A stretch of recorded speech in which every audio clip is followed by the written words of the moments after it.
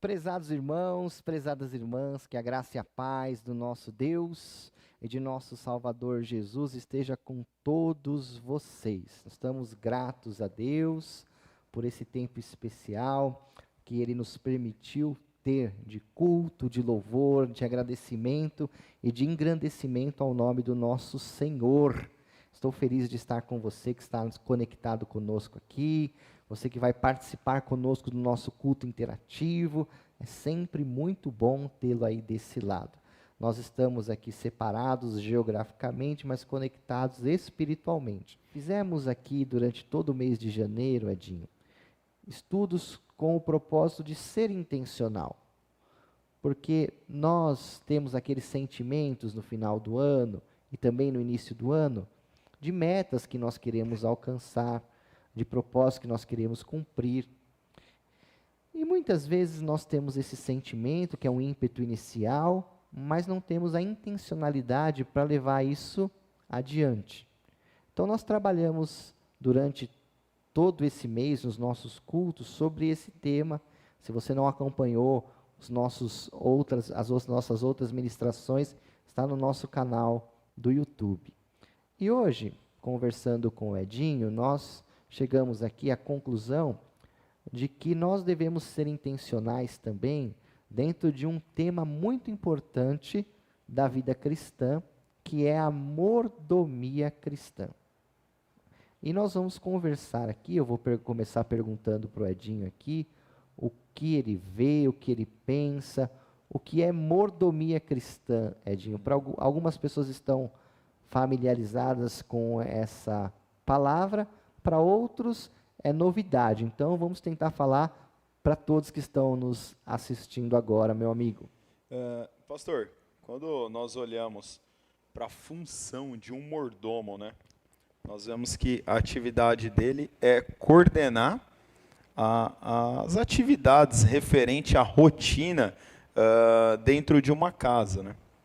O objetivo dele é que o trabalho de todos estejam de acordo com as vontades, com o desejo dos donos, dos patrões, dos proprietários da residência, dos empregadores, né? E que todo o serviço executado ele cumpra o mínimo necessário ali de qualidade, né? Ou seja, ele tem que ter um padrão mínimo de qualidade. Então, o serviço do mordomo é esse. Então, ele organizar e deixar que tudo fique, pelo menos, minimamente aceito pelos empregadores. Quando nós olhamos lá em Lucas, capítulo 12, versículo do 42 até o 48, diz assim, ó. Então, Lucas 12, 42, 48. O Senhor respondeu: quem é, pois, o mordomo fiel e prudente, a quem o Senhor deixará encarregado dos demais servos da casa, para lhes dar o sustento no devido tempo? Bem-aventurado aquele servo a quem o seu Senhor, quando vier, achar fazendo assim. Em verdade lhes digo que lhe confiará todos os seus bens. Mas o que acontecerá se aquele servo disser consigo mesmo: meu senhor demora para vir, e começar a espancar os empregados e as empregadas, a comer, a beber e a embriagar-se? Virá o senhor daquele servo em dia que não espera e em hora que não se sabe, e irá aplicar-lhe um castigo severo, condenando-o com os infiéis. Aquele servo que conheceu a vontade do seu senhor e não se aprontou, nem fez segundo a sua vontade, será punido com muitos açoites. Aquele, porém, que não soube a vontade do seu senhor e fez coisas dignas de reprovação, levará poucos açoites. Mas aquele a quem muito foi dado, muito lhe será exigido. Aquele em que muito se confia, muito mais lhe pedirão. Então, quando nós olhamos para dentro das atividades inerentes ao cargo de um mordomo, e quando nós olhamos para dentro deste texto aqui que nós acabamos de ler em Lucas, nós podemos concluir que a mordomia cristã, ela significa coordenar a agenda de Deus. Mas não no sentido de nós direcionar a agenda de Deus, mas sim no sentido da gente cumprir, da gente se preocupar com aquilo que é importante para Deus, né? Ou seja, da gente fazer aquilo que realmente importa para Deus. E, em resumo, é nós fazermos o que Jesus Cristo, ele fez quando ele estava aqui encarnado na Terra. Ótimo, meu amigo Edinho. Então, a função de um mordomo, que hoje nem existe tanto, né, mas é uma função um pouco mais antiga, mas é aquele que era o funcionário principal de uma casa, né, aquele que administrava toda a casa para o bem-estar dos seus patrões, dos seus donos, né? Então ele administrava segundo a vontade, segundo aquilo que lhe foi confiado. E a gente tem dentro da fé cristã uma cosmovisão. O que é uma cosmovisão? Uma visão de mundo, né?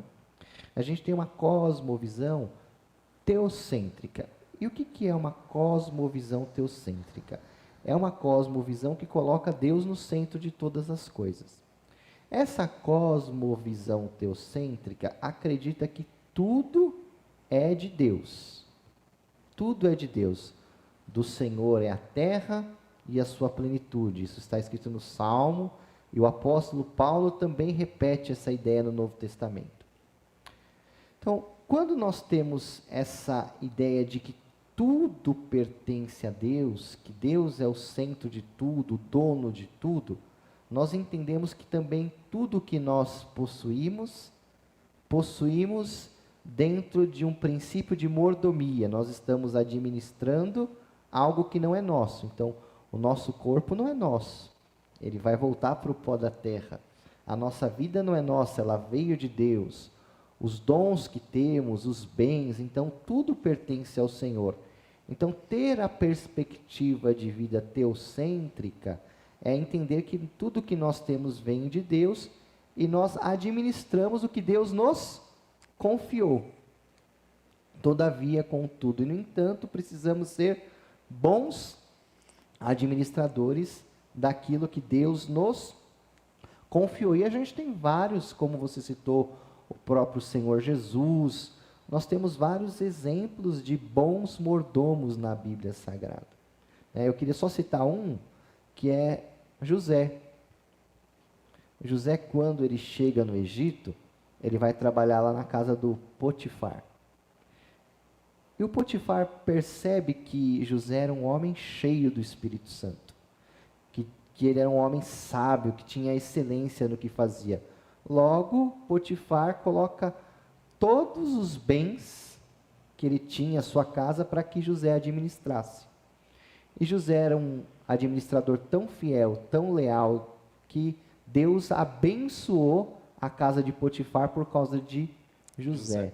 Então, nós temos que ter esse princípio, olha, que tudo que Deus nos colocou nas mãos pertence a Ele, e nós temos que administrar isso de tal forma que Ele seja glorificado e Ele fica feliz. Eu gosto de um texto, eu queria só ler para os nossos irmãos, que está lá em 1 Crônicas, capítulo 29, versículo 14.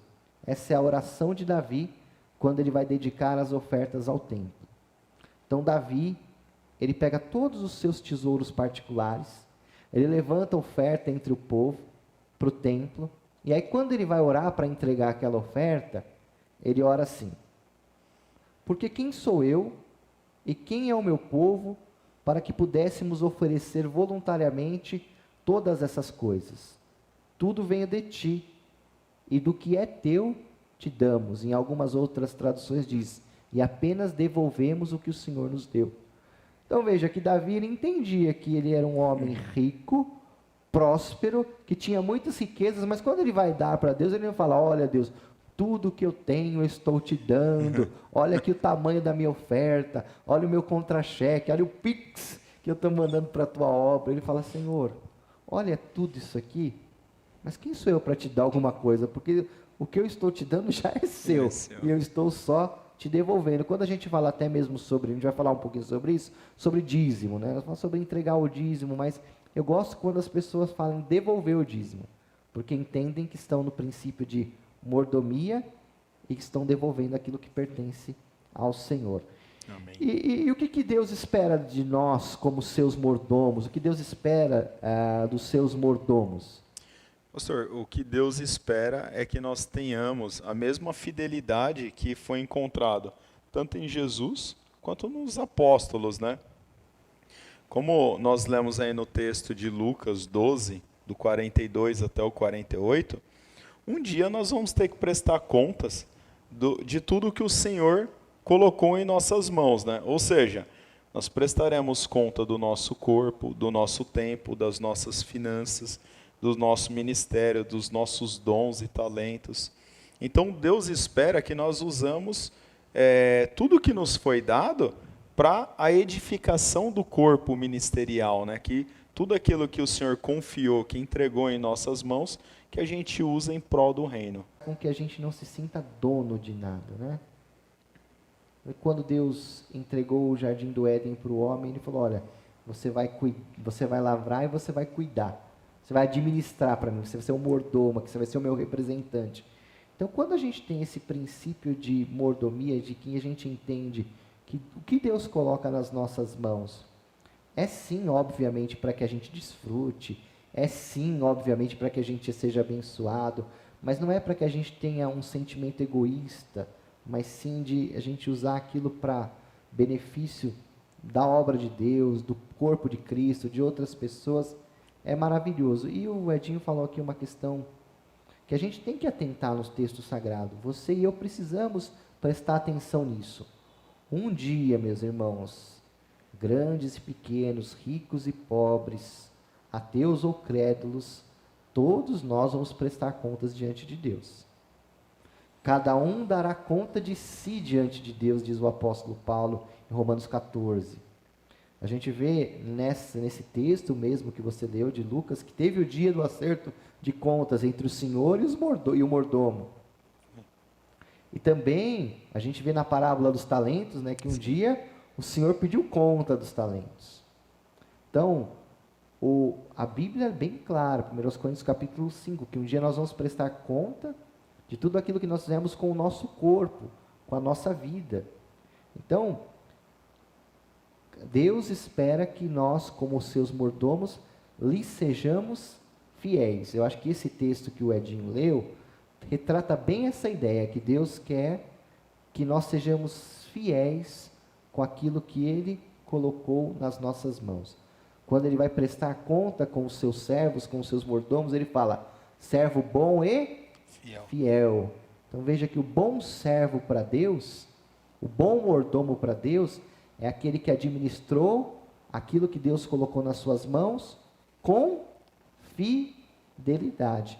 E a minha oração, meu irmão, por mim, por você, por nós que estamos aqui, é que o Senhor nos dê fidelidade com aquilo, para que a gente seja fiel com aquilo que Ele colocou nas nossas mãos. Aí a gente pode, já mudando um pouquinho o foco aqui, mas aprofundando um pouco a nossa conversa, Edinho,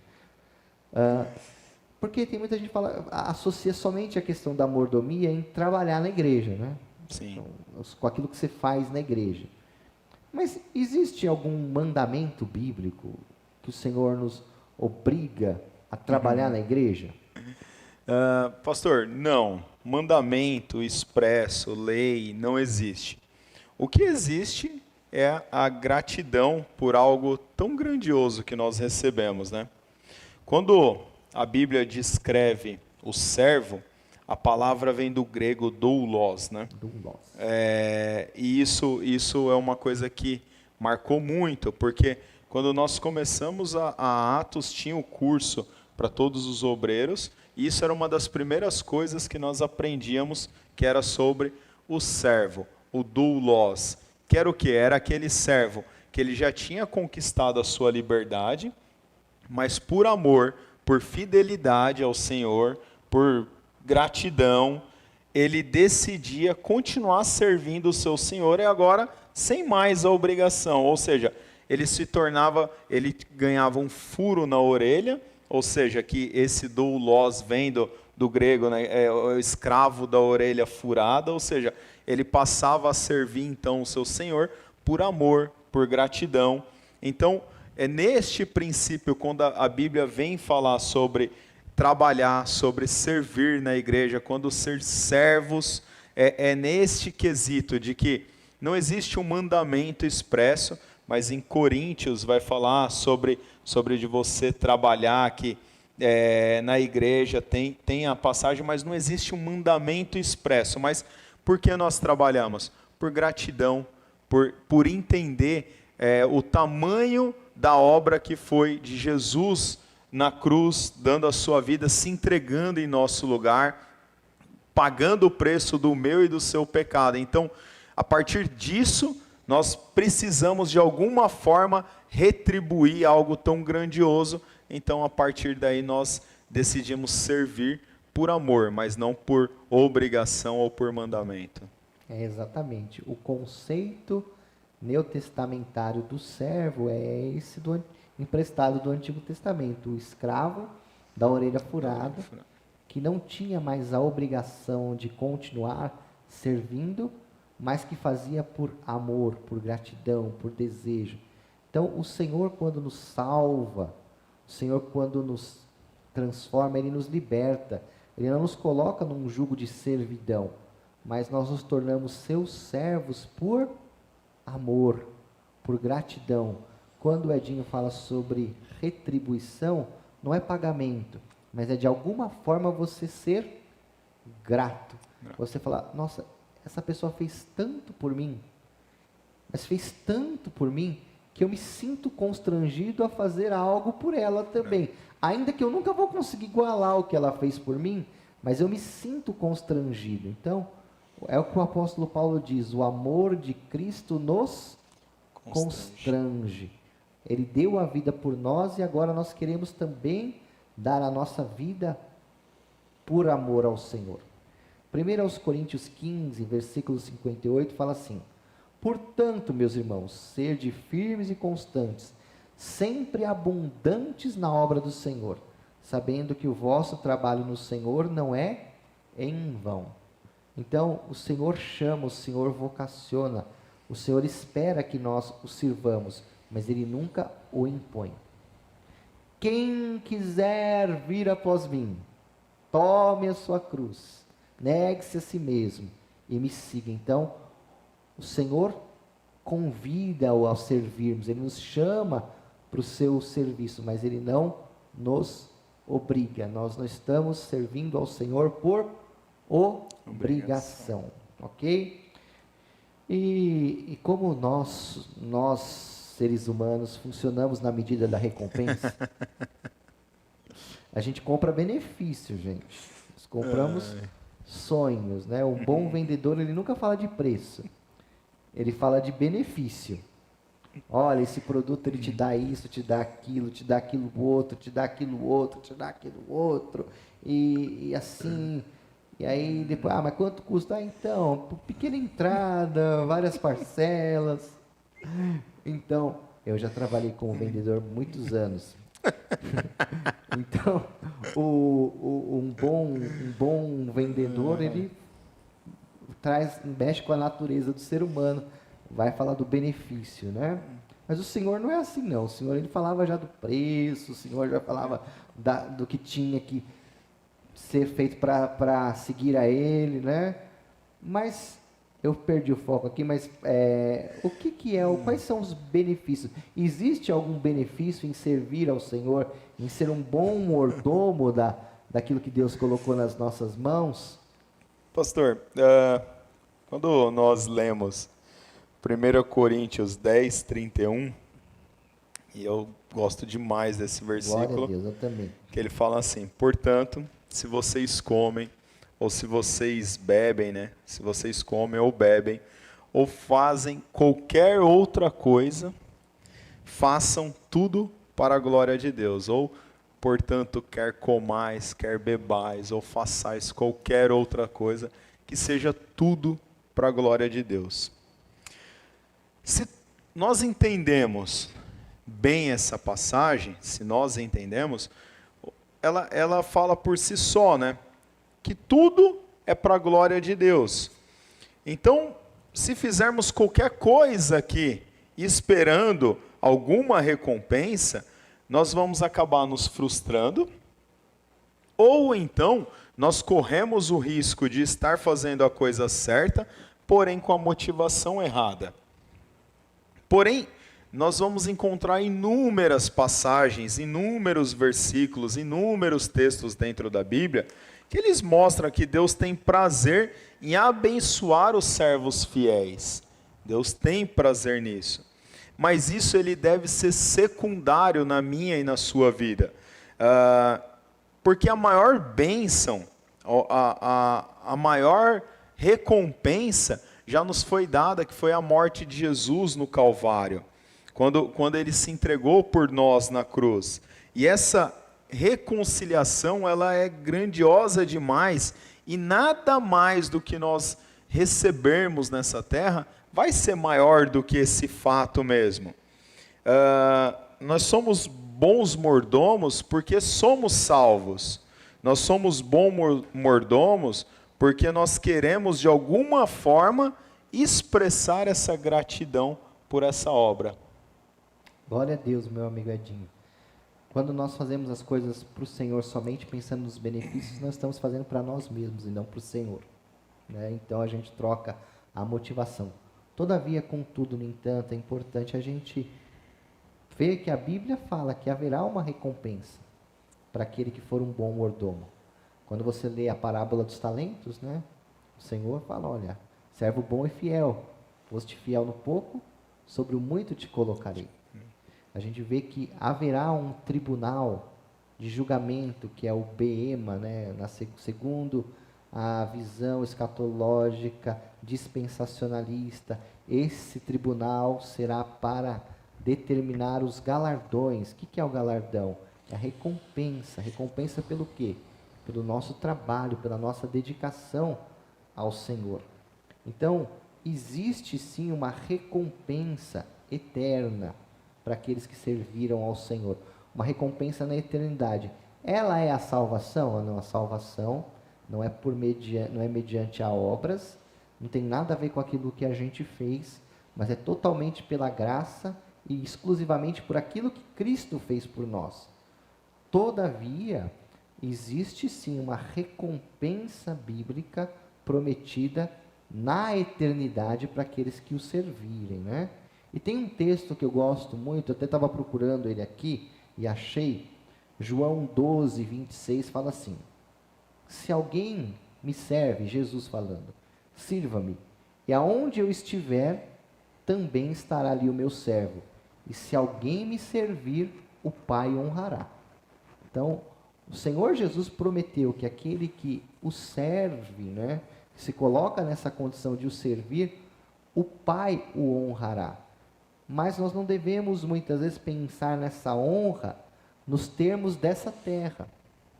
Porque o que às vezes para o homem é honra, para Deus não tem valor algum. E às vezes aquilo que para Deus é honra, esse mundo despreza. Então, nós não devemos confundir o que a gente pode chamar de honra de Deus com aquilo que é a honra dos homens, né? E essa honra nem sempre vai dialogar com aquilo que as pessoas pensam que é a honra nessa terra, ok? Edinho, dentro ainda dessa conversa, essa boa conversa que estamos tendo, você crê que Deus pode chamar alguém para que essa pessoa não faça nada na igreja, ela simplesmente visite a igreja, frequente a igreja, não participe com nada, e Deus chamou ela só para isso? Aquele irmão falou assim, Deus me chamou só para me sentar no banco. Sou um degustador. Eu sou aqui, o meu chamado é esse, eu vim participar do culto, e esse é o meu chamado. Você acredita nisso? Que Deus faça isso?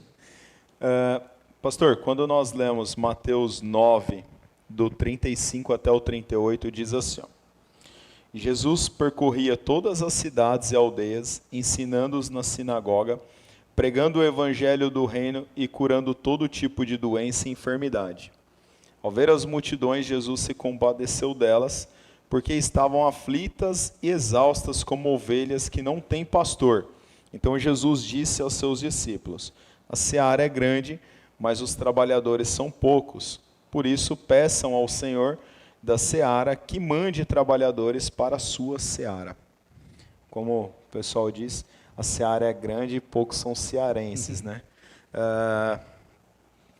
Por isso, então, quando eu olho para esse texto, eu não acredito que existem pessoas com o chamado de ser telespectador dentro dessa obra de Cristo. Você pode não querer se envolver com a obra, isso eu acho que está tudo bem, é um direito de cada um, mas a obra ela carece de mão de obra. Então, achar que Deus te chamou para ser apenas um ouvinte é uma ilusão muito grande, assim. Mas nem todos eles vão ter a vocação, por exemplo, de cantar no louvor, que é o meu caso. Eu não teria essa vocação. Mas dentro da igreja nós temos vários outros departamentos e em todos eles você vai encontrar um déficit de mão de obra. Então, eu não tenho a coragem de cantar, eu não tenho o dom, eu não tenho esse talento, mas eu posso servir na intercessão, eu posso servir na diaconia, eu posso servir no ministério da palavra, no ministério do ensino. Então, são várias frentes aí que nós temos. Eu posso servir no evangelismo, que isso é um chamado para todos. Então, não existe nenhum cristão convertido que não tenha o chamado evangelístico. Então, não acredito, pastor, que Deus chame alguém para que essa pessoa seja meramente telespectador da obra de Cristo. Isso aí é coisa de vaso, né, emborcado, como diz a Célia, né, presbítera Célia? A gente quer se esconder do chamado de Deus. Eu posso dizer assim, Edinho, que existem os bivocacionados, né? Existem aqueles que vão exercer a sua vocação, o seu chamado, o seu ministério, não dentro da igreja, não dentro dos ministérios, dos departamentos que a igreja tem como organização institucional. Mas às vezes a pessoa vai desenvolver o seu ministério dentro da empresa em que ela trabalha, ela vai desenvolver o ministério dela em alguma outra área, dentro da área de saúde, dentro da área empresarial, política, esportiva, e tantas áreas tem, mas ela está exercendo a sua vocação, não está desenvolvendo um trabalho inside dentro da igreja, mas está desenvolvendo um trabalho da sua vocação lá fora. Então, isso eu acredito, que tem aquelas pessoas que ela vem para o culto para o domingo, ela se abastece, ela ouve a palavra, mas ela vai desenvolver isso lá no trabalho de capelania, no hospital, isso eu acredito. Agora, aquela pessoa que ela vem para a igreja, não, minha função é só vir, cantar meu louvor, dar minha oferta e ouvir a palavra, não faz sentido. Por quê? Porque existem vocações que elas são universais. O Edinho citou, a vocação do evangelismo é para todo cristão. Não tem nenhum cristão que não esteja envolvido, que esteja excluso do imperativo que Jesus disse, olha, pregar o evangelho para toda criatura. Então isso é para todos. Isso é um imperativo, isso é uma ordem, isso é um mandamento. Então todos nós estamos envolvidos na obra do evangelismo. E pensando mais 2 pontos aqui, a igreja, ela é identificada no Novo Testamento como o corpo de Cristo. Então, se algum membro do nosso corpo ele deixa de ter função, o que acontece com ele? Ele morre. O nosso corpo ele é organizado de uma forma tão perfeita que tudo tem uma função. Por mínima que seja, tudo no nosso organismo tem uma função. Então, ninguém faz parte de um corpo e não tem função. Então, Deus tem uma função para todas as pessoas. Em Efésios 4:11 fala sobre os dons ministeriais, né, os 5 dons ministeriais, e fala que o propósito deles é que os crentes ou os santos sejam desenvolvidos para que todos desenvolvam e pratiquem o seu ministério. Então, veja que não existe ninguém que faça parte da igreja que não tenha uma vocação, que não tenha um chamado e que foi chamado só para sentar no banco, né? Isso aí pode ser um tempo de deserto, um tempo de êxodo, né? Um tempo de cura na vida da pessoa, mas com certeza não é a vontade plena de Deus, posso afirmar categoricamente. Bom, existe um texto bíblico, né, que fala assim: a quem muito é dado, muito é cobrado. Isso tem a ver com quem desenvolve muitas atividades dentro da igreja? Ah, sim e não, né, Edinho? Sim, porque quanto mais atividade você tem, mais líder você tem, mais chefe você tem e mais cobrança você tem. Porque a igreja é um lugar que tem muito cacique para pouco índio, né? Então, mas dentro do que a Bíblia diz, o que esse texto quer dizer? É isso mesmo, Edinho? Essa série, o que a Bíblia diz foi fabulosa, foi muito boa. Dentro da Bíblia, não, pastor. Lucas 12, 48. Aquele, porém, que não soube a vontade do seu Senhor e fez coisas dignas de reprovação, levará poucos açoites. Mas aquele a quem muito foi dado, muito lhe será exigido. E aquele a quem muito se confia, muito mais lhe pedirão.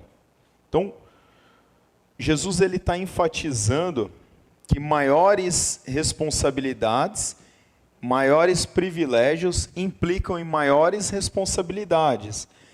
A ignorância, ela não vai ser inocentada de forma alguma. Paulo vai falar isso, que todos pecaram e estão destituídos da glória de Deus. Então, a ignorância ela não vai ser inocentada.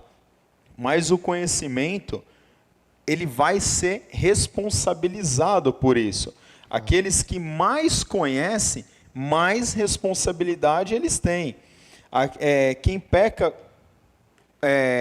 com conhecimento, ele comete um pecado mais grave, porque ele sabe, ele está fazendo aquilo de forma deliberada, né? Ou seja, ele não está pecando por desconhecimento. Então, embora eu pequei sem ter o conhecimento, isso vai trazer uma consequência trágica, catastrófica para a minha vida. Só que, quando eu faço isso de forma intencional, que eu sei que está errado, mas eu faço a opção em prosseguir nesse caminho, isso é pior. Então, esse texto ele está falando aqui, então o que Jesus ele está ensinando? É aquele que ensina, mas ele não usa aquilo que ele está ensinando. É aquele que prega, mas não vive aquela pregação que ele está fazendo. É aquele que é o famoso hipócrita, né? Ou seja, eu vejo o meu irmão tropeçando e eu condeno o meu irmão, sendo que eu tenho a mesma falha ou até pior do que a dele. Então, é sobre isso que Jesus está falando, né? Quando eu condeno o pecado alheio, mas no oculto eu pratico a mesma coisa que o meu irmão. Então, é isso que Jesus aqui está falando. Ele fala assim, olha, aquele que mais conhece, aquele que ensina, aquele que prega, dura o chamado pastoral, porque o pastor ele vai ter que dar conta de tudo aquilo. É por isso que quando nós montamos um estudo para as quartas-feiras, a gente toma muito cuidado com isso.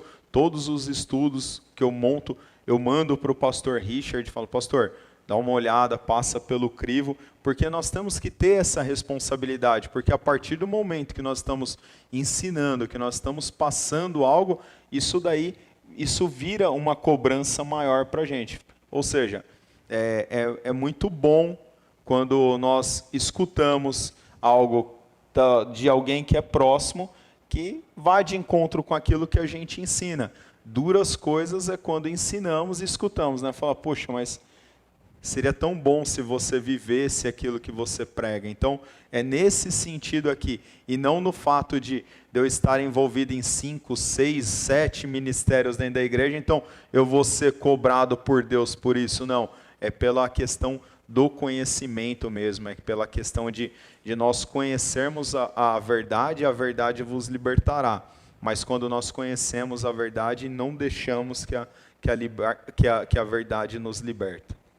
É verdade. Então, esse texto aqui está se referindo ao grau de responsabilidade que Deus dá para aqueles que têm mais conhecimento, né? Então, Sim. Quanto mais conhecimento, maior e mais severo será o juízo de Deus para aquele que ele conferiu esse conhecimento, essa revelação, e a pessoa deixou de fazer a vontade dele, não porque não a conhecia, mas porque deliberadamente assim o fez, né? Tem um texto de Tiago capítulo 3, versículo 1, que fala assim: meus irmãos, não sejam muitos de vós mestres, sabendo que receberemos mais duro juízo.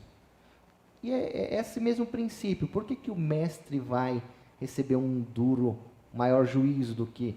Porque o mestre tem um conhecimento maior e ele se torna, então, responsável em praticar aquilo que ele ensina e responsável também por aquilo que ele ensina. Ok? Então, é isso.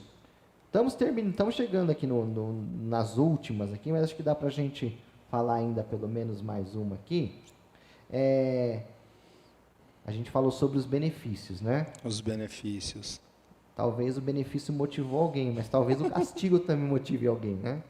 Existe uma punição, existe uma condenação para aquele que for um mau mordomo? Quando nós lemos em Lucas 12, nós vemos que sim, tudo que Deus ele colocar nas nossas mãos, nós devemos administrar de forma que o nome de Jesus ele seja exaltado.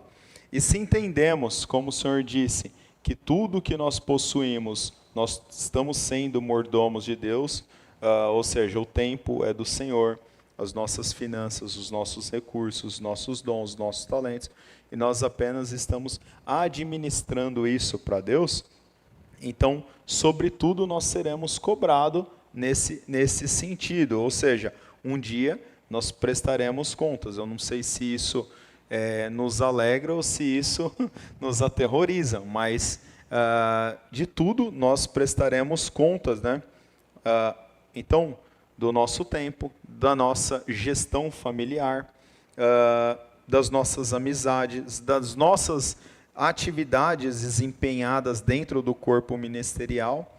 E quando nós lemos em 1 Coríntios, aí é uma versão grande, então eu não vou ler toda, mas eu deixo de referência para vocês depois lerem, vocês vão ver que em 1 Coríntios, capítulo 3, do versículo 9 até o 23, todas as nossas obras, elas vão ser colocadas no fogo do juízo, né? Ou seja, nós prestaremos contas. E somente as que forem dignas, elas prosseguirão. As demais, elas falam que vão ser queimadas, né? Então, alguns teólogos, eles falam que a premiação pelas obras será o galardão, como o pastor já explicou aqui, o galardão pessoal de cada um, né? E, para mim, existem 2 castigos. O primeiro é aqui na terra mesmo. Esse vai ser o castigo que nós vamos viver uma vida esmilinguida, uma vida desnutrida, uma vida fraca, uma vida sem a comunhão com Deus, porque é impossível nós participarmos do corpo de Cristo, é impossível nós nos relacionarmos com Deus, com o nosso Salvador, sem ter essa troca, sem ter esse esmero, esse empenho. Então, o primeiro castigo eu vejo que é isso, que nós somos prejudicados por não desfrutar da plenitude da comunhão com o Senhor Jesus Cristo. E o segundo será aí como nós lemos em Lucas, no capítulo 12, versículo 47. Ou seja, aquele que fizer a obra de Cristo sem o devido compromisso, né? Aquele que fizer de forma desleixada, de forma relaxada, né? Ele vai ser castigado. Nós lemos isso daqui, porque isso, assim, se for para a gente pegar a obra, se for para nós nos empenharmos, se for para nós nos disponibilizarmos para fazer a obra do Senhor Jesus, então que seja com todo o nosso coração, que seja com todo o nosso empenho. Se for para a gente fazer de qualquer forma, então é melhor que nós não façamos, é melhor que nós não colocamos a mão. Então, e eu vejo isso, que aqueles que pegam e fazem, Deus entende o meu cansaço e está tudo bem dessa forma, nós prestaremos contas, as nossas obras serão submetidas ao fogo da justiça, e o que for, Deus entende e dessa forma passa, isso daqui, o que Deus não aprova, Ele passa um pano aqui para mim, porque eu estou muito cansado, essas obras certamente elas vão ser consumidas pelo fogo. E nós vemos também que em Mateus capítulo 7, do versículo 21, 23, diz assim, nem todo o que diz Senhor, Senhor, entrará no reino dos céus, mas aquele que faz a vontade do meu Pai que estás no céu. Muitos naquele dia vão me dizer, Senhor, Senhor, nós não profetizamos em seu nome, e em seu nome não expulsamos demônio, ou em seu nome não fizemos muitos milagres? E eu então lhes direi claramente, eu nunca conheci vocês, afastem-se de mim, vocês que praticam o mal. Então, aqui eu me arrisco a dizer isso. Se for para nós fazermos de qualquer forma, não faça. Não faça porque nós precisamos entender que Deus não precisa da gente. Deus não precisa do Edinho em nenhum momento, mas Deus dá o privilégio para o Edinho de participar dessa obra. Então, se o Edinho falar, se ele chegar e falar hoje aqui, Pastor Richard, eu não venho mais de quarta, eu não quero mais, o culto já existia antes do Edinho e o culto vai continuar existindo sem o Edinho. Porque a obra de Deus, ela é maior do que qualquer um de nós e a obra de Deus ela vai prosseguir.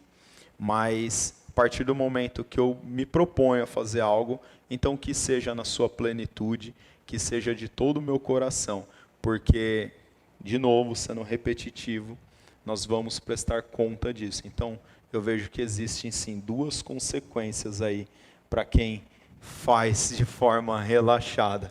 Benefício, nós vemos que no céu, mas prejuízo, certamente teremos dois, um aqui e outro na eternidade. Perfeito, meu amigo Edinho. Então nós temos esse conceito, ele é muito escancarado no texto bíblico, a gente vê isso na parábola dos talentos, a gente vê isso na parábola dos mordomos, no tribunal de Cristo, que você acabou citando aqui. E o mais perigoso é quando nós trocamos o nosso relacionamento com Deus pelas obras, ou fazemos obras em detrimento ao nosso relacionamento com Deus, porque aí a punição pode ser a mais severa de todas. Nunca vos conheci, como você leu. Isso realmente me assusta, faz o meu coração ficar temeroso, não é? Falamos muito sobre salvação somente pela fé em Cristo, e que nada fazemos, e que nada do que fazemos poderá deixar de nos salvar. Que a salvação é pela fé e pela fé em Jesus. Mas em Tiago 2,17, diz que a fé sem obras é morta. Existe uma contradição, porque a gente fala que não precisa de obras para a gente ser salvo, mas o Tiago fala que se você não tiver obras, a sua fé é morta. Então, você sabe que o Martinho Lutero, ele entendeu dessa forma, né? Ele teve muita dificuldade com a carta de Tiago, porque ele entendia que a carta de Tiago era uma contradição da doutrina da fé, né, da graça, né, que ele pregou tanto, né, sobre a graça, né, sobre a fé, os 5 solas da Reforma. Então ele tinha um pouco de dificuldade, mas depois de um tempo ele teve esse entendimento, que eu acredito que é o que a gente vai dizer aqui, que os reformadores também trouxeram, né? Mas e aí? Precisa de obra para ser salvo ou não? Glória a Deus por isso, né? Senão Lutero... muito pelo contrário, né, pastor? No livro de Tiago, ele fala exatamente isso que nós estamos batendo nessa tecla aqui. Porque somos salvos, queremos fazer a obra. Ou seja, por gratidão em sermos salvos, nós queremos proclamar quão grande foi essa obra salvífica que o nosso Deus fez por nós. Aquele que é salvo, ele sabe que a obra não o colocará no céu. E a nossa salvação, ela é única e exclusiva através do sacrifício de Jesus na cruz. E tudo o que nós precisamos fazer é ter fé em Jesus. Ou seja, para nós sermos salvos, nós só precisamos ter fé de que a obra de Jesus ela é suficiente, né? Ou somente fé, ou indo para o solas, o sola fide, né? O sola gratia, que é somente a graça, e o solus Cristo, somente Cristo. Então, são esses os pilares da nossa fé. A salvação é graça, é um favor imerecido, através da morte de Jesus na cruz, e tudo que nós precisamos é ter fé, de que a morte de Jesus ela é autossuficiente para nos salvar, de que não existe nada que nós façamos aqui na terra que será maior do que a obra de Jesus. Então, quando nós achamos que nós vamos por nossa obra, nós estamos colocando o que nós estamos fazendo acima do que Jesus fez. E a maior demonstração de amor, o maior ato de amor foi o de Jesus, foi o que o Senhor Jesus fez por nós. Então, agora, por nós termos este conhecimento, por nós termos essa fé, por nós entendermos dessa forma, então nós queremos fazer a obra. Nós queremos que mais pessoas conheçam essa obra grandiosa. Então, Tiago, que ele estava falando de que a fé sem obra é morta, ele está falando justamente por isso. Olha, se eu creio, então eu vou trabalhar para que mais pessoas creem. Então ele está falando, são dois textos distintos. Paulo, quando ele vai falar sobre a salvação pela fé, ele está falando sobre o plano de salvação. E eu vejo que Tiago está falando sobre pós-salvação, ou seja, Sim. Depois que você se converteu, que você vem conquistando a sua salvação dia após dia, então você vai trabalhando e isso vai aumentando a tua fé. Perfeito. A gente sabe que a obra da fé é o arrependimento no que diz respeito à salvação. Mas Tiago não está tratando da fé salvífica, né? Ele está falando sobre a fé prática. Ele está ensinando que fé não é filosofia. Então, assim, não adianta eu ver alguém com fome, com sede, desnudo e falar, não, vai na fé, que Deus te abençoe e te dê tudo que você precisa. Ele está falando, olha, você precisa acompanhar a sua fé com atitudes práticas. Caso contrário, a fé vira só filosofia, né? Vira só post no Facebook, né? Fica só indireta nos status, né? Então a gente tem que traduzir a nossa fé em obras. Eu não sei quem disse essa frase, mas ela não é minha, que nós não fazemos obras para sermos salvos, mas nós fazemos obras porque nós fomos salvos. E as obras são o atestado da nossa salvação e não o motivo dela. Ok? Amém. Então vamos para a última pergunta. Pergunta do dia aqui, a última pergunta minha aqui pro Edinho. Quando a gente fala de mordomia, falamos de mordomia, finanças pessoais, família, o nosso corpo, o nosso tempo, né, os dons que a gente tem, entram nesse esquema também ou não? É só a igreja aqui. Pastor, Deuteronômio 10:14 diz assim, não? Eis que os céus e os céus dos céus são do Senhor, o Deus de vocês. A ele pertence a terra e tudo o que nela há. E 1 Pedro 4:10 diz assim, ó, sirvam uns aos outros, cada um conforme o dom que recebeu, como encarregado de administrar bem a multiforme graça de Deus. Então, se tudo o que tem é de Deus, se tudo o que eu tenho possui a Deus, então tudo entra no que nós precisamos prestar conta. Então tudo entra dentro da mordomia cristã. Ou seja, se Deus me abençoou, existe um propósito por trás disso. Ou seja, é para quando eu ver o meu irmão num período um pouco mais difícil, eu não somente orar por ele. Porque tem horas que a oração não vai ser o suficiente. Tem hora que nós precisamos pôr a mão no bolso e ajudar.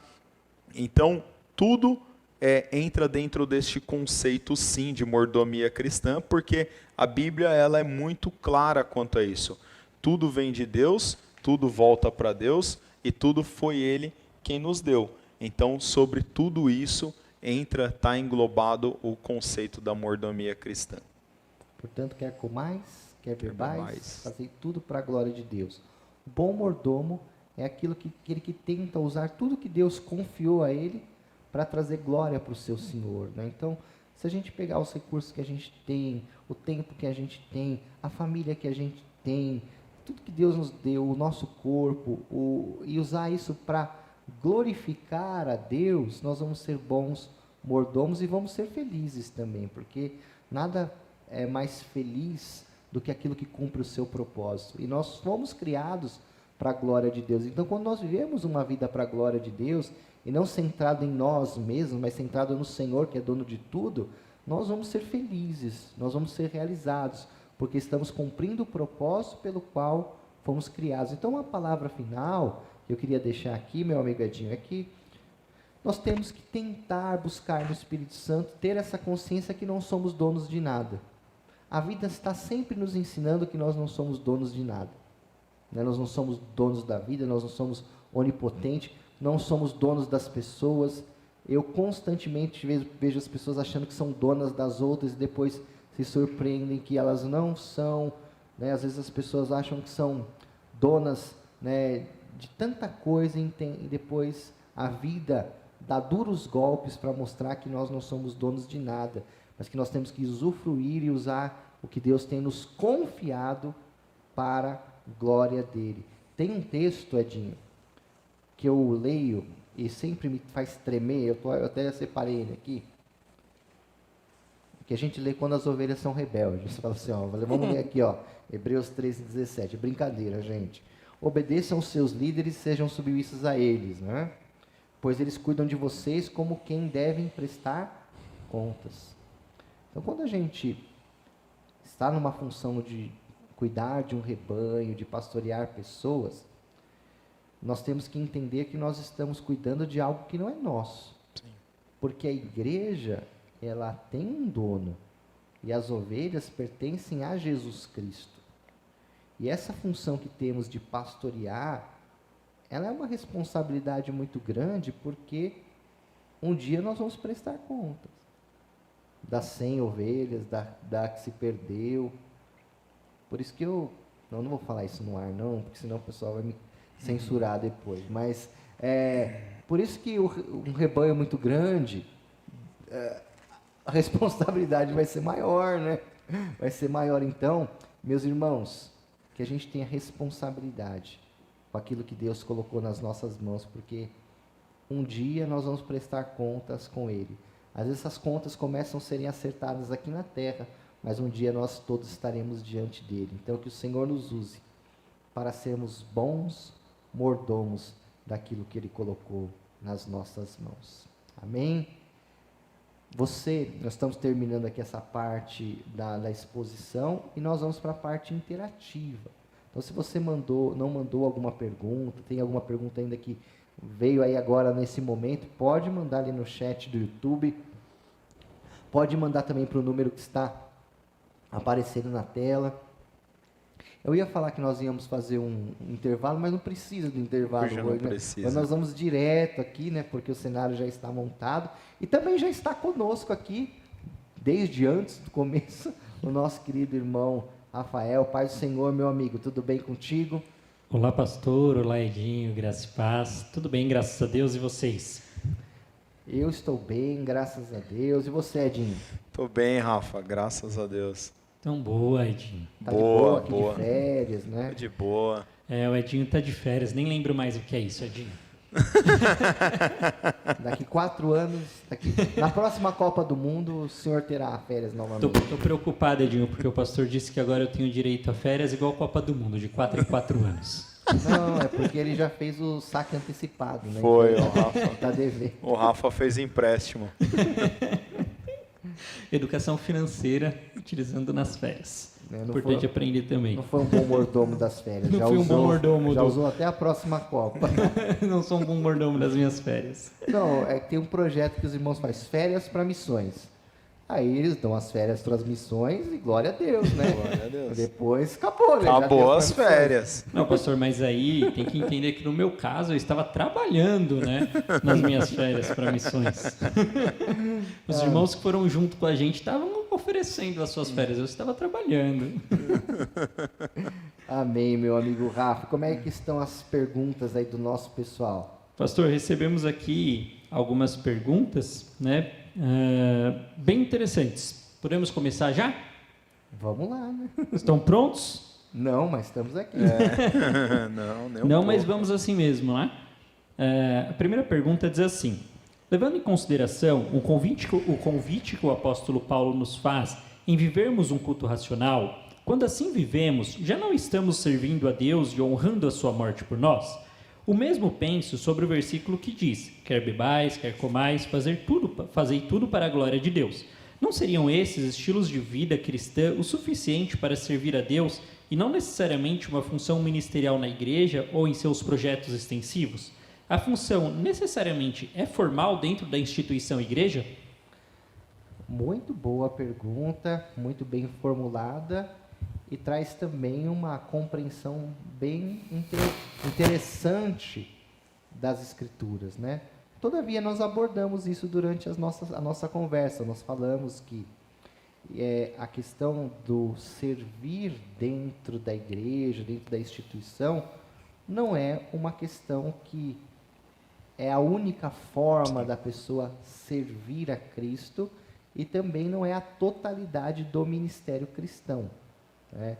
Quando o apóstolo Paulo fala à igreja de Roma, depois de ele expor toda ali a sua teologia, né, a teologia de Paulo, ele faz uma conclusiva no capítulo 12. Então ele fala assim, olha, ao passo que vocês ouviram tudo isso, né, ofereçam os vossos corpos como sacrifício suave a Deus, que é o vosso culto racional. Então, oferecer a sua vida para viver de forma a ser um instrumento de Deus, na prática das virtudes cristãs, na prática da oração, da hospitalidade. Então, nisso você está servindo a Cristo e sendo um instrumento de Deus. Então, o servo do Senhor não é aquele só que tem uma função nominal dentro da igreja e que faz parte de uma função institucional.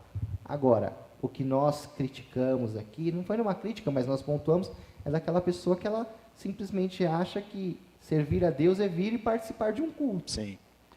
E aí não existe isso, porque nós somos partes de um corpo, né? E um corpo, cada um tem a sua função, mas cada um tem uma codependência um do outro. Então, sim, por exemplo, eu tenho minha função no corpo, eu sou mão, mas eu não estou ligado ao braço, também não estou ligado. Então, a gente precisa estar ligado um ao outro, contribuindo para o todo, para que então o propósito de Deus seja cumprido. Então, eu acho que a sua pergunta, que já vem com a resposta, ela está corretíssima. O que a gente só tem que tomar muito cuidado é com essa ideia de que se você frequenta um culto, num domingo de manhã ou à noite, isso é servir ao Senhor, né? Perfeito, pastor. Eu só ia fazer essa ponderação mesmo. Temos que tomar muito cuidado. Pergunta muito boa, muito bem trabalhada, mas nós temos que tomar muito cuidado quando nós colocamos o que Paulo falou sobre o culto racional, mas isso já pelo seguinte: quando nós começamos a nos envolver com a igreja, nós vamos ver que a obra carece de mão de obra. Então, é diferente, mas não obrigatoriamente. Como eu disse aqui, ninguém é obrigado a servir aqui. E o pastor tinha feito esse comentário. Que muitas pessoas usam seus dons, os seus talentos, outside, né? Mas quando nós temos este pensamento de que, não, então se eu fizer isso, eu já estou cumprindo, não, acho que é uma visão bem limitada de viver a plenitude da vontade de Deus mesmo. É preocupante essa questão da individualização da fé cristã, né? Porque a fé cristã ela é vivida em comunidade. Então, se eu faço parte da comunidade, eu também quero tentar, de alguma forma, contribuir com o todo, fazer parte da engrenagem, ter a minha função dentro do corpo. Então, isso é natural, né? Quando a gente está em comunhão. Mas, como eu disse, eu entendo que tem pessoas que são bivocacionais. A vocação dela é para fora, é para estar lá no hospital, é para estar fazendo visita. E a igreja ali é o quartel-general dela, né? É o lugar onde ela se fortalece, se abastece, toma conselho, né? Mas é isso. Amém, meus amigos. Nós recebemos mais uma pergunta aqui, que diz assim, a pessoa cita o texto de João 14, versículo de número 12, né? Que diz, digo a verdade, aquele que crê em mim fará também as obras que tenho realizado. Fará coisas ainda maiores do que estas, porque eu estou indo para o Pai. O que Jesus quis dizer quando disse que faríamos obras maiores do que ele fez? Você quer começar respondendo, Edinho, ou você quer que eu responda? Posso começar, pastor Wilson. Na verdade, o que eu vejo, o que Jesus falando dele fazer obras maiores, é que iríamos lugares mais longes do que Jesus foi. Jesus ficou muito limitado territorialmente falando, e de que a obra do Senhor expandiria, ela cresceria ao ponto de chegarmos em lugares que Jesus não conseguiu chegar quando encarnado aqui. Mas não vejo no prisma de fazermos obras maiores, porque a obra de Jesus foi a salvação nossa no Calvário. E nós não vamos conseguir fazer nada maior do que isso. Então eu vejo por esse prisma, de chegarmos a lugares mais longes, territorialmente falando. Perfeito. Muitos teólogos, a maioria deles, sérios, entendem esse texto como a extensão, né? A extensão geográfica, a extensão de tempo, a extensão de abrangência, né? Porque Jesus concentrou o seu ministério ali em Israel e durante um período muito curto de 3 anos, né? Então, a extensão da obra de Cristo, ela foi concentrada ali em Israel, mas aqueles que creem nele fariam as obras que ele fez, e obviamente ele estava falando sobre a pregação do Evangelho, as obras, os sinais que ele mesmo diz ali no Evangelho segundo Mateus, capítulo 28, no Evangelho segundo escreveu Marcos, capítulo 16, né? Agora, existe aqueles que se aventuram em dizer que fariam coisas mais grandiosas do que aquelas que Cristo fez. Eu não consigo entender esse texto dessa forma e acho que nunca vamos fazer nada que seja mais grandioso do que aquilo que Jesus fez, né? Então, eu não consigo ter essa compreensão desse texto. Amém, pastor. É importante, né? Essa pergunta eu achei que foi tão interessante, porque às vezes a maioria das pessoas tem esse entendimento mesmo, né? De que fariam obras maiores do que Jesus, de que realizariam milagres maiores do que ele, e acho que é importante essa compreensão. Muito bom. Nós recebemos uma pergunta aqui da irmã Cuca, no chat, que diz assim: semana passada falamos de homens de Deus que agiram de forma intencional. Gostaria de saber se, de forma intencional, Ruth, quando na despedida da sua sogra Noemi, disse: não me instes. Meu Deus, foi difícil essa palavra, mas fiquem com aquela que o pastor falou. Para que eu te deixe e me obrigue a não seguir-te, porque aonde quer que fores, irei eu, e onde quer que pousares, ali pousarei eu. O teu povo é o meu povo, o teu Deus é o meu Deus. Ali Ruth renunciou ao seu passado, sua cultura e idolatria para servir e seguir ao Senhor. Ela foi honrada pelo Senhor, tornando-se mãe mãe do avô de Davi, certo? Certo.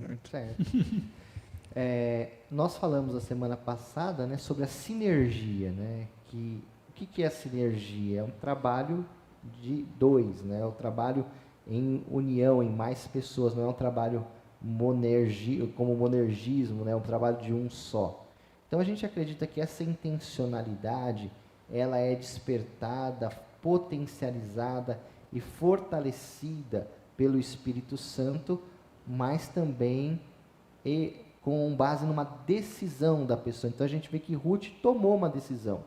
Ela tomou uma decisão de seguir o Deus de Naomi, né? De se arrepender do seu passado, deixar o passado dos deuses dos cananeus e ela servir o Deus de Naomi. Então ela foi intencional na sua busca por Deus.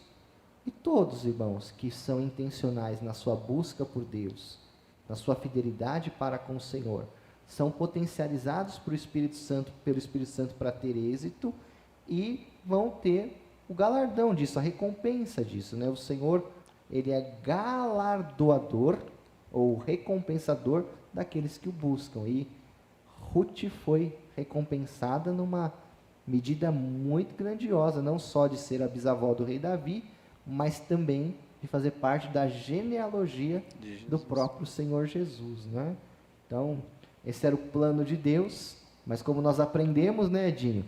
A soberania de Deus não anula a responsabilidade humana. Isso é um mistério que a gente nunca vai entender na sua plenitude, mas a intencionalidade de Ruth foi importante, mas Deus, que era soberano, já tinha um propósito pré-determinado, né?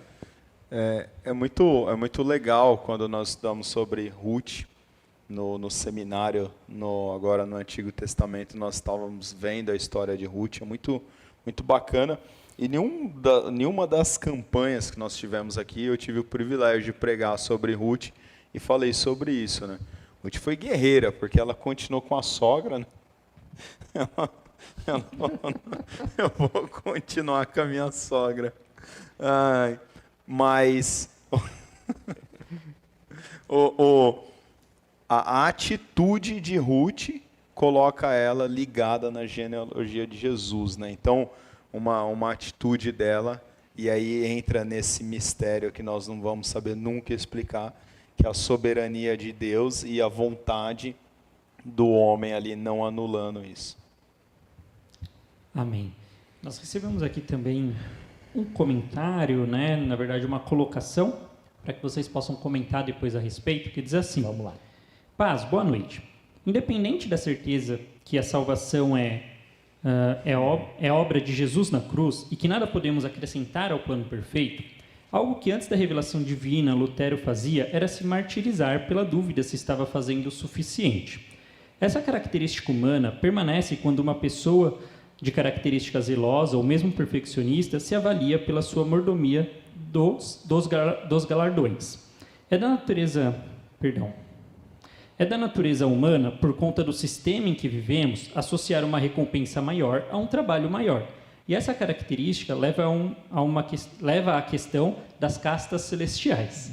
Porque em todo o reino, e aparentemente não será diferente no reino de justiça, haverá o rei, haverão os 24, e assim em diante. Para ajudar essas pessoas com dúvida, eu gostaria de colocar esse tema para a sabedoria do pastor, e assim ajudar os que se desanimam por não fazerem o suficiente aqui entre aspas. Deus abençoe. Muito bons comentários, né? Muito pertinente essa fala, porque de fato a gente vive num sistema, né? Num sistema de sociedade que leva muito em conta a questão do mérito, né? E nós somos desafiados da hora que a gente acorda até a hora que a gente vai dormir a sermos melhores, a termos mais, a produzirmos mais, né? Somos às vezes cobrados dentro de casa, somos cobrados na empresa, somos cobrados na igreja por melhores performances. E assim, quando nós olhamos o padrão de Deus dentro da sua palavra, a gente vê como Deus, ele é santo, perfeito, e os seus padrões também são inatingíveis. Então a pessoa muitas vezes vai entrar numa situação de se desmerecer, né, de ter uma estima baixa, né, de não ter confiança até mesmo na sua fé e de não corresponder àquilo que Deus espera dela. É por isso que a gente precisa trabalhar muito dentro do relacionamento com Deus sobre a perspectiva da graça, né? Porque a graça, ela é uma humilhação para os nossos méritos, né? Ela não leva em conta os nossos méritos, e não só não leva em conta os nossos méritos, mas diz que através deles nós nunca vamos conseguir atingir a salvação, o perdão dos nossos pecados, a reconciliação com Deus. Então, Deus transfere totalmente os méritos de Cristo para nós, para que a gente tenha essa segurança, que Ele nos ama, que Ele nos aceita, e que nós não estamos em busca de conquistar o amor de Deus. Nós não estamos em busca de conquistar a salvação do Senhor, porque o Senhor já nos ama e já nos salvou mediante a Cristo. Então a gente tem essa segurança no amor de Deus. É claro que a gente precisa, como bons mordomos do Senhor, buscar melhorar, buscar desenvolver, buscar crescer, mas não para atingir a salvação e nem para ser amado e aceito por Deus, porque nós já assim o somos, né? Então, essa contracultura cristã precisa ser muito ensinada pela igreja, precisa ser levada em conta nos nossos relacionamentos interpessoais, ministeriais, né? Infelizmente, algumas igrejas parecem muito mais com um centro empresarial do que com o corpo de Cristo, né?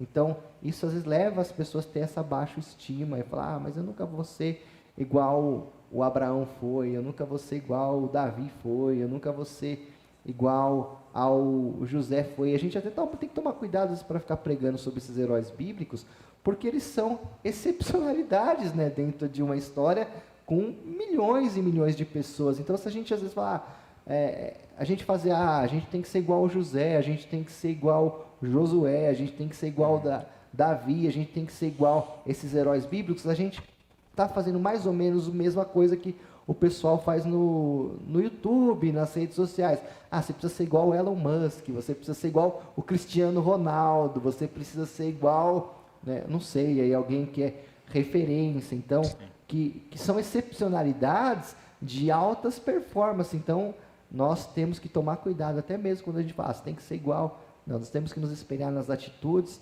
mas entender que nós somos nós mesmos e somos o que podemos ser, né? Sim. Falei bastante, né, Di? Não, muito bom, pastor. Nós precisamos entender que nosso Deus é um Deus de pessoalidade. Sim. E que Ele criou nós com as nossas características da forma que Ele quis. Então, Deus já teve o Davi, Deus já teve o Josué, e agora Deus está interessado no Edinho, no Richard, com as suas particularidades, com o seu jeito.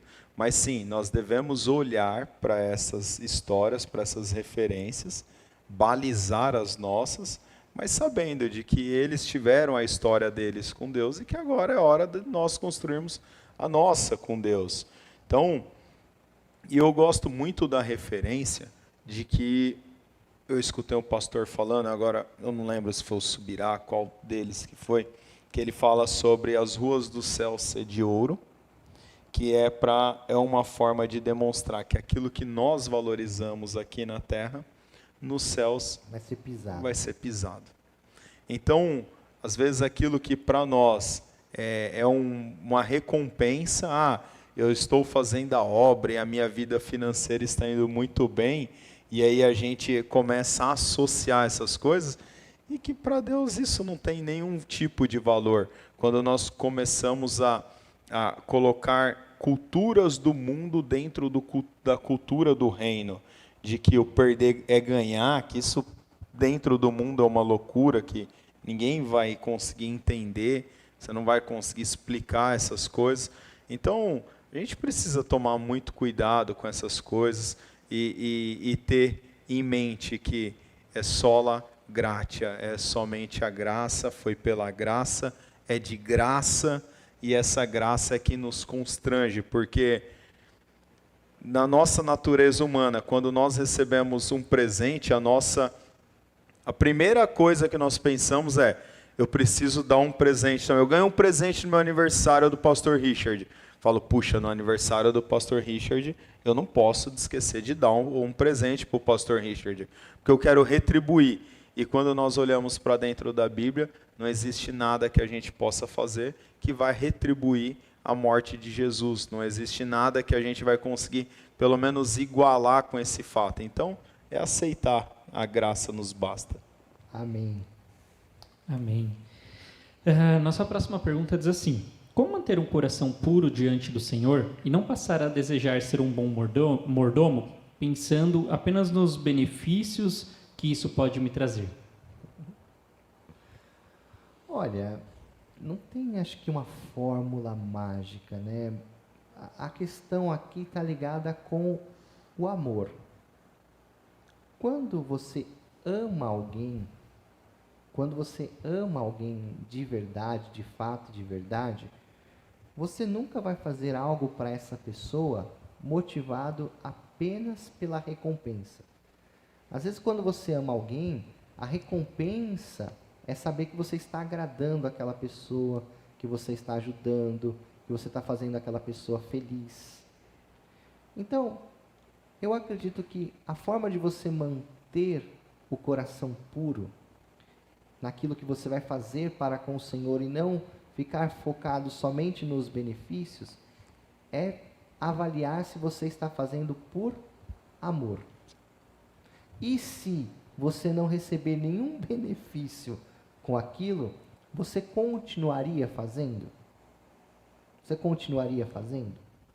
Bom, se o pastor não me der essa função na igreja, se ele não citar meu nome nos agradecimentos, se ele não me honrar, eu não vou mais fazer nada naquela igreja. Eu não vou nem passar mais perto daquela igreja. E aí é uma prova que você não está fazendo as coisas porque você ama Jesus.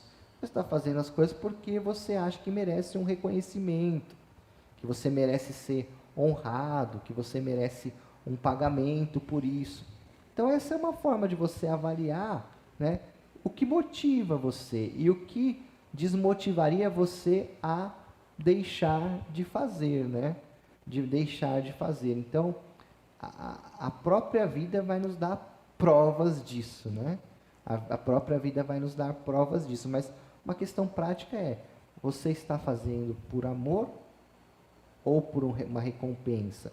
Se você não está tendo essa recompensa, ou se você não a tiver mais, você vai continuar fazendo? Então, isso é bem. Eu conheço a história de uma pessoa que trabalhava na igreja, ela era funcionária da igreja. Não é da nossa igreja, e nem de igreja que eu fiz parte, isso é uma história de um pastor que me contou. E ele tinha um funcionário na igreja. Só que a igreja começou a ter dificuldade financeira, e chamou ele e falou: irmão, infelizmente, nós vamos ter que dispensar você, né? Não vamos poder tê-lo mais conosco no nosso quadro, tal, explicou. E mandou o irmão embora. No outro dia ele estava lá para trabalhar. Aí o pastor falou: não, mas eu te mandei embora. Ele falou: você falou que me mandou embora porque a igreja não tem recurso para me pagar, mas eu voltei que eu vou trabalhar de graça. Então ele não estava fazendo aquilo pelo dinheiro, mas ele estava fazendo por amor à obra de Deus, né? Então eu penso isso. Amém. Amém, meu amigo Edinho? Boa, Rafa, boa. Boa, amém, pastor. Meus amigos, nós temos mais duas. Será que dá tempo? Vamos correr aqui, acho que dá para a gente. Então vamos lá. Falta 5 minutos, dá tempo. Próxima diz assim: como lidar em situações de decepção no ministério ou ainda com situações de abuso ministerial que levam tantas pessoas a não quererem mais servir na igreja? Isso é um assunto bem delicado, sabe? O que eu aconselharia nesse caso? A Edinho pode comentar também. Eu aconselharia você procurar um pastor, um homem de Deus, uma mulher de Deus da sua confiança. Colocar o que são esses abusos, né? O que são essas decepções, para que você pudesse ter uma orientação mais personalizada e assim entender qual é o melhor caminho. Porque tudo que eu te disser aqui pode ser muito subjetivo. Porque tem coisas que são inadmissíveis e o melhor caminho é você cortar, você se desligar daquilo. Existem outros caminhos que você tem que suportar, olhando para Cristo, para o bem maior. Então, para que eu possa te responder isso, eu precisaria entender o que se passou com você, o que se passou. Agora, a gente nenhuma generalização, a segunda parte da pergunta, nenhuma generalização é sábia. Às vezes você passa por ambientes como eu já passei, como o Edinho já passou, acho que a maioria das pessoas já passaram, e que nós somos frustrados, abusados, e o que a gente não pode é achar que isso vai acontecer em todos os lugares e em todas as situações.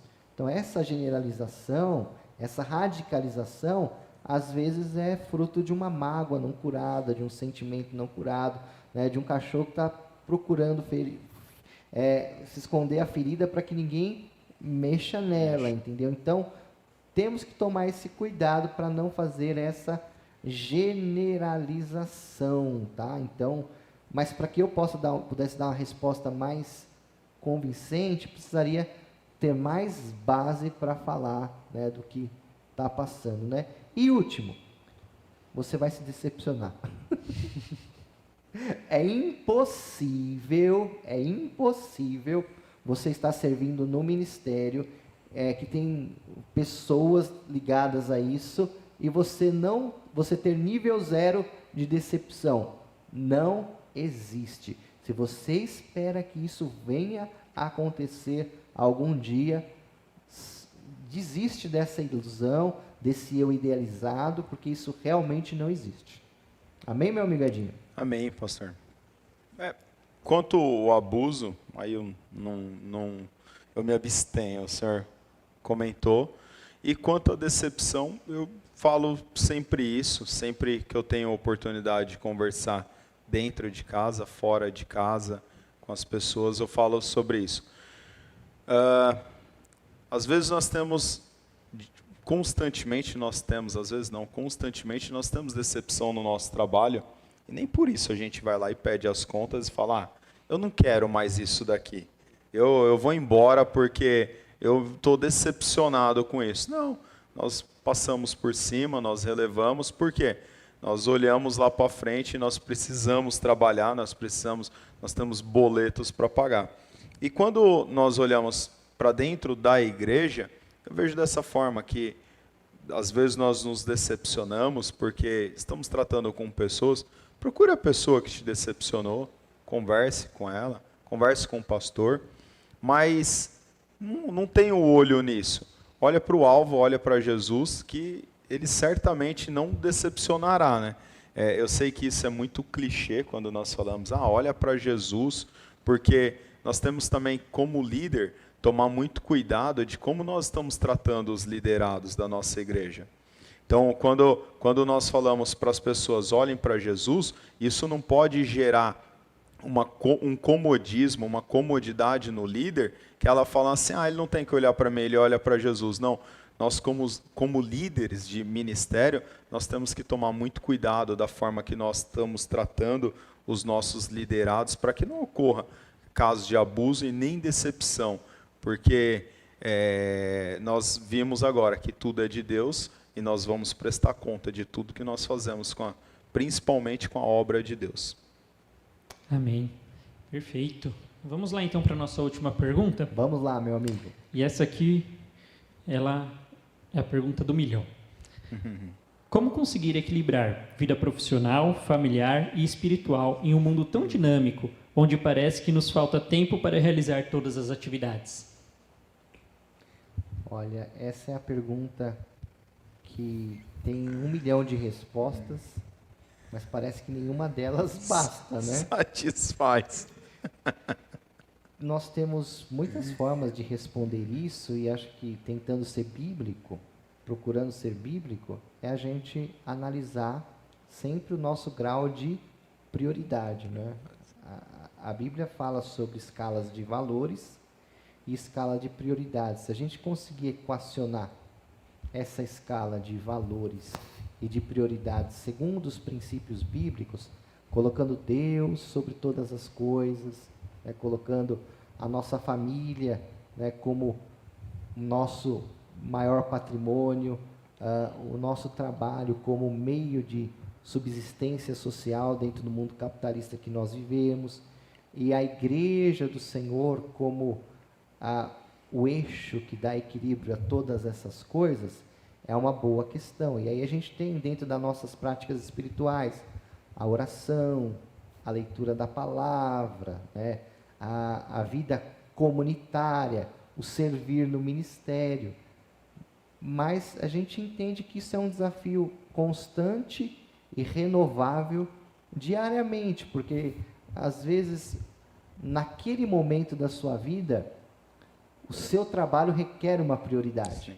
Então você às vezes vai colocar ele em primeiro lugar, não do que Deus, mas do que, às vezes naquele momento a sua família está passando uma crise e ela vai precisar ocupar um lugar maior na sua vida. Às vezes a igreja está passando por um momento difícil e você vai ter que colocar, mas desde que isso seja algo que você faça temporariamente e depois tente equalizar novamente, né? Então, respondendo biblicamente e sendo humilde para dizer que isso não é uma questão fácil, você sempre tem que reavaliar a escala bíblica de princípios, prioridades e valores. É isso, Edinho? Amém, pastor. Eu lembro quando, logo 2020, em janeiro, antes de entrarmos na pandemia, eu lembro que eu saí de férias do meu atual emprego e quando eu estava em Goiás eu recebi a mensagem do pastor, que o senhor falou sobre isso para mim. Ele falou: filho, para esse ano eu queria conversar contigo, ainda não, nós não sabíamos que viria a pandemia, que aconteceria o que aconteceu, mas nós precisamos conversar porque eu vejo que antes você estava construindo tua casa, tinha os 2 empregos com faculdade, então eu entendo que você não tinha esse tempo, mas agora que eu vejo que finalizou e muitas coisas se acertaram e que agora está de uma forma mais estabilizada, tem um emprego só, então que agora a gente conversasse e que a gente colocasse em prática, que você começasse a estudar, que fosse para o seminário. Então, essa conversa aconteceu e foi isso, da gente, em determinado momento não dava, tinha o desejo, mas não tinha o tempo, não tinha a condição. E com o passar de anos, isso foi, então, da gente sempre reavaliar o nosso tempo aí, e as prioridades mudam, às vezes o que não era prioridade passa a ser e a gente acaba arrumando o tempo e dá tudo certo. É isso aí, meus irmãos. Terminamos, Rafa? Terminamos isso aí. Muito obrigado. Rafael, meu amigo, muito obrigado pela participação, pela contribuição, por cuidar tão bem de tudo para a glória de Deus, por ser um bom mordomo das coisas que lhe foram confiadas. A mesma coisa digo, Edinho, agradeço aqui pela sua mordomia exercida aqui em compartilhar conosco a sabedoria de Deus através da sua vida, através do que você estudou. E agradeço também você que esteve conosco até agora, né, meus irmãos? Você que participou, você que divulgou, você que mandou a sua pergunta. Glória a Deus pela sua vida. Semana que vem nós vamos começar uma nova série, surpresa, uma nova série, mas que vai ser excelente também, que vai ser uma bênção para a Igreja do Senhor. E eu quero fazer um convite. No domingo agora, nós teremos o nosso culto ao Senhor lá já no novo endereço da Igreja Batista Filadélfia Atos 29, que é ali na rua Adelaide, número 175. Nosso culto será às 9 horas da manhã e nós teremos a celebração da ceia do Senhor. Então vai ser um momento muito especial para a igreja que está agora vivendo esse novo tempo, está vivendo agora esse novo desafio, esse novo propósito. Somos agora Igreja Batista Filadélfia, Atos 29. E eu quero te ver lá, meu irmão, para nós juntos cultuarmos, servirmos e louvarmos ao Senhor. Edinho, muito obrigado, meu amigo. Deixa uma palavra final aí para a gente orar. Amém, pastor.